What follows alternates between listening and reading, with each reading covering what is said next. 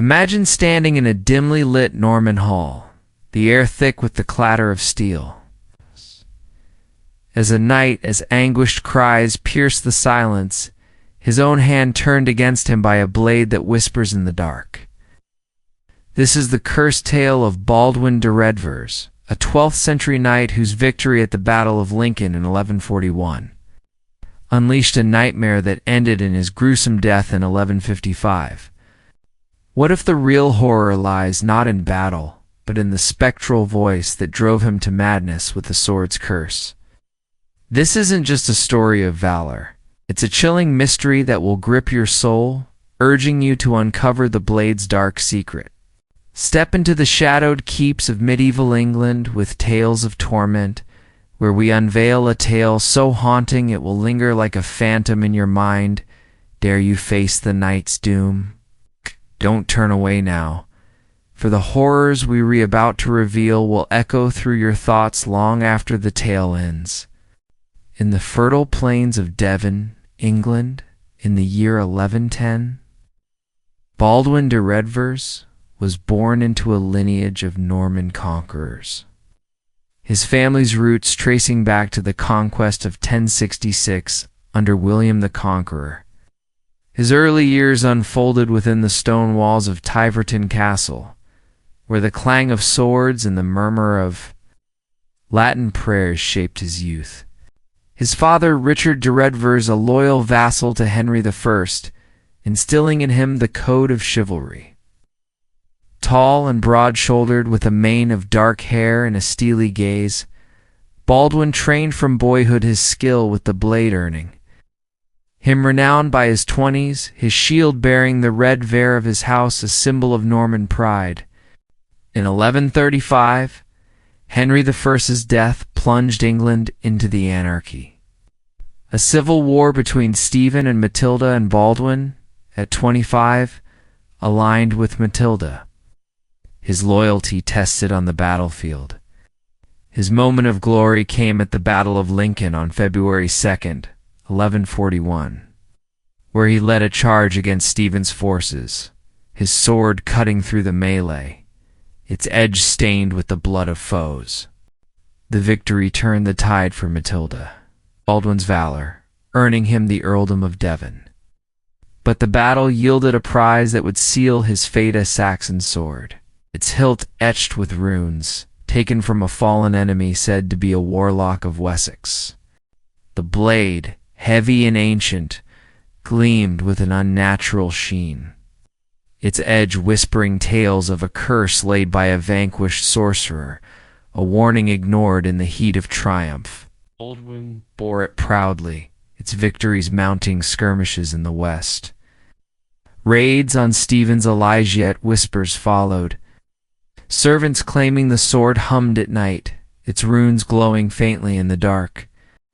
By 1145, at 35, he retired to his manor at Plimpton. The blade hung above his hearth. But the first nightmares began, visions of a spectral warrior, its eyes hollow, demanding the sword's return. A chronicler noted, Baldwin's blade brought glory, but its shadow cast a curse, a knight's pride his undoing. The manor grew tense as Baldwin's fame spread, his sword a trophy that drew admirers in unease.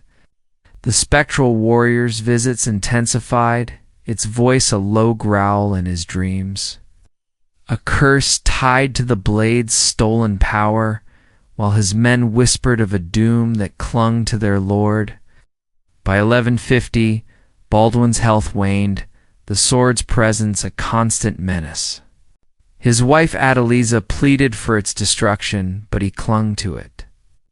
Its victories a shield against the growing terror, the curse's grip tightening with each passing night.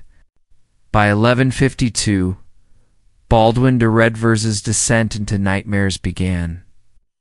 The cursed blade's influence seeping into the very stones of Plimpton Manor, transforming his triumph into a waking hell.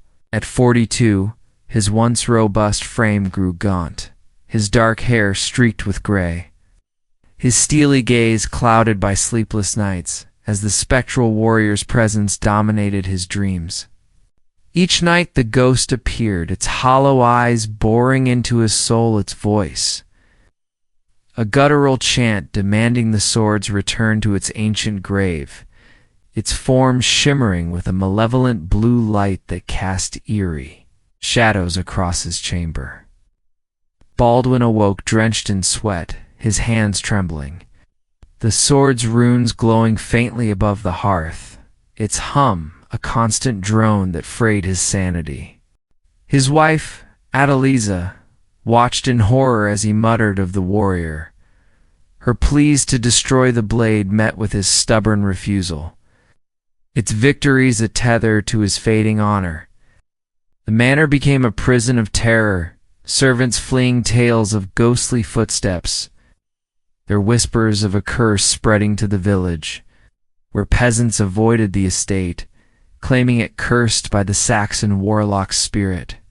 Baldwin's nightmares, deepened visions of the battle replayed, the warrior's blood staining his hands, its laughter a torment that echoed through his days. By 1153 he sought aid from a local priest, Father Godwin, who blessed the blade with holy water.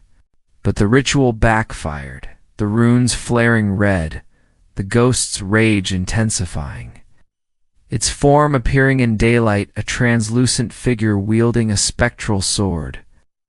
Baldwin's men deserted, fearing the curse's reach, leaving him isolated, his mind unraveling as the blade's voice joined the warriors, urging him to wield it again. Adeliza, desperate, hid the sword in the cellar, but Baldwin found it, his obsession unyielding. His nights filled with screams that woke the household. Monk chronicled, the blade's curse took root, its night a prisoner of shadows, his mind a battlefield of the damned. The manor's silence grew oppressive, Baldwin's isolation a mirror to his torment. The ghost's visits blurred into reality, its sword clashing with his visions. The blade's voice a relentless command, driving him to the edge of madness as Adeliza's hope faded.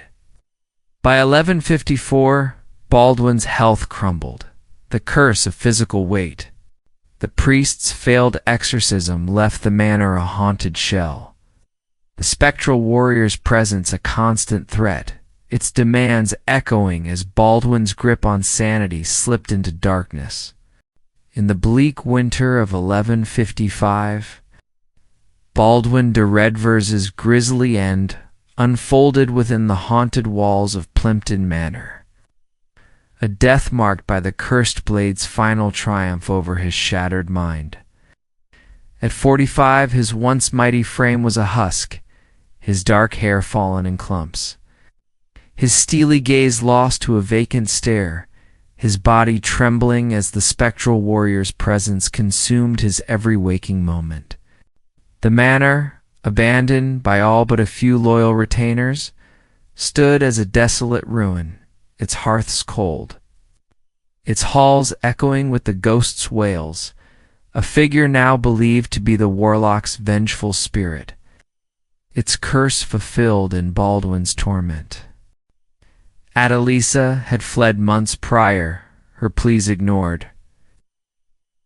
Leaving him to face the blade alone, its runes glowing with a malevolent red hue, its voice a relentless command to end the curse with his own blood. Chroniclers recount a night of horror on December 3rd, 1155, when Baldwin, driven mad by sleepless nights and the warrior's demands, seized the sword from its hiding place. The ghost appeared, its form solidifying, its spectral blade clashing with his, the room filled with a chilling light as Baldwin fought an unseen foe. In a frenzy, he turned the blade on himself, its edge slicing his arms, his chest, blood pooling on the stone floor in a grotesque dance of self-destruction. The retainers, too terrified to intervene, watched from the shadows as he staggered, his screams a mix of defiance and despair. the sword's curse claiming its final victory. By dawn he lay dead, his body a mass of wounds, the blade embedded in his side. Its runes dimming as the ghost vanished, its task complete. The manor fell silent, his retainers fleeing, the village shunning the sight. Claiming the curse lingered in the blood-stained stones, the scribe wrote. Baldwin's end was a grisly spectacle, the blade's curse a reaper that harvested his soul. The manor became a forsaken relic, its stones marked by Baldwin's blood. Villagers spoke of a lingering chill, the ghost's absence a hollow victory, self-inflicted wounds, a testament to the curse's power, the castle, a tomb of horror. Rumors of the blade's curse spread, its resting place unknown, Baldwin's death a cautionary tale. Plimpton stood as a haunted monument, his torment a legend that grew with time. The night's end a shadow over medieval England. Baldwin de Redvers's cursed blade left a scar on England's medieval history, his name a whisper of valor and doom that outlasted his blood-soaked manor. The earldom of Devon passed to his son Richard, its wealth secured. Yet the tale of the cursed sword fueled legends of haunted keeps, its story a warning to knights who coveted spoils of war. The church seized the manor's relics, their blessings failing to dispel the curse. But the blade vanished, its resting place a mystery that birthed tales of spectral warriors guarding its grave.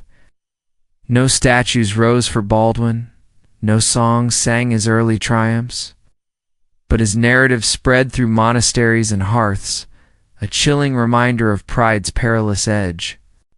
The Saxon warlock's spirit, though vanquished, lingered in folklore. Its curse a precedent for tales of enchanted weapons, a shadow over Norman chivalry.